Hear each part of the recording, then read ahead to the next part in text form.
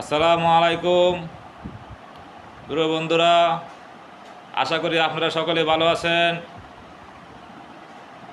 আজকে আপনাদের যৌতুক নিরোধ আইন 2018 এর কিছু দ্বারা গল্পের মতো করিয়া বোঝানোর চেষ্টা করিব। গল্পটি হলো রহিম নামক ব্যক্তির স্ত্রী রহিমকে মিথ্যা মামলা দিয়া শাস্তি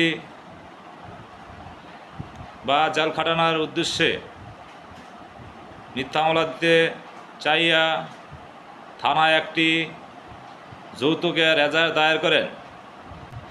এজাহারে উল্লেখ ছিল যে তাহার স্বামী তাহার নিকট থেকে মোটরসাইকেল, টিভি, ফ্রিজ চেয়েছে।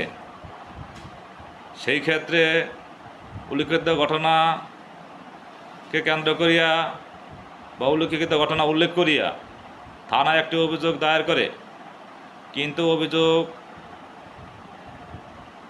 ঘটনাস্থলে আসিয়া তদন্ত করিলে অভিযোগের সত্যতা পাওয়া যায় নাই। সেই ক্ষেত্রে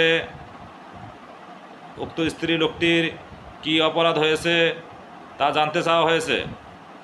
আমরা জানি যৌতুক নিরোধ আইন 2018 এর 6 ধারায় বলা হয়েছে, যে ব্যক্তি যৌতুক আইনে মিথ্যা মামলা করিবে সেই ব্যক্তি